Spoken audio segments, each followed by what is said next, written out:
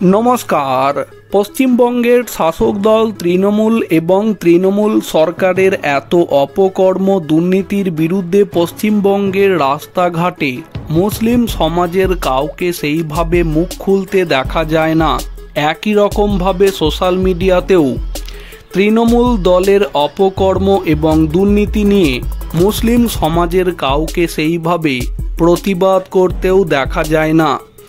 যেখান থেকে মনে করাই হয় 2026-এর পশ্চিমবঙ্গ বিধানসভা ভোটে পশ্চিমবঙ্গে মুসলিম সমাজের অধিকাংশ জনই তৃণমূলকে ভোট দেবেন।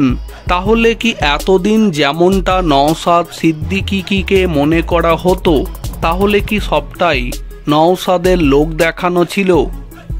2026 সালের বিধানসভা নির্বাচনের আগে রাজ্য রাজনীতিতে নজরকাড়া ঘটনা।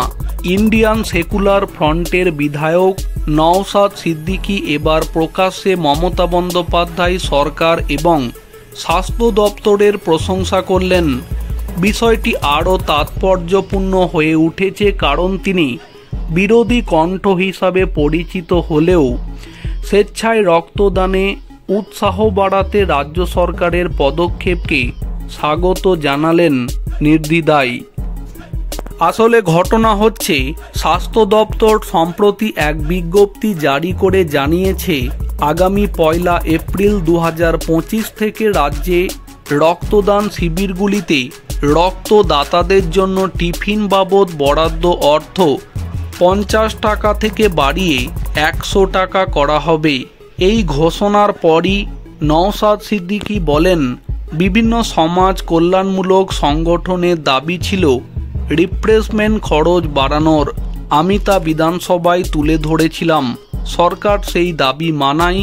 আমি স্বাস্থ্যমন্ত্রী এবং স্বাস্থ্য দপ্তরকে ধন্যবাদ জানাই। রাজনীতির তাহলে কি নতুন সমীকরণ? নওশাদ সিদ্দিকীর মুখে সরকারের ভূমিকায় এতটা প্রশংসা নতুন বার্তা বহন করছে বলেই মনে করছেন রাজনৈতিক মহল, বিশেষত যেখানে তিনি অতীতে রাজ্য সরকারের নানা বিষয়ে কড়া সমালোচনা করেছেন, সেখানে এখন তার কণ্ঠে সরকারের প্রশংসা। তাহলে কি 2026 সালের আগে এক গুরুত্বপূর্ণ রাজনৈতিক বার্তা বহন করছে? নওশাদ আরও বলেন, এটা আমার একার দাবি নয়। যারা বছরের পর বছর ধরে রক্তদান শিবির করে আসছেন তাদের কথা ভেবেই এই দাবি তোলা হয়েছিল।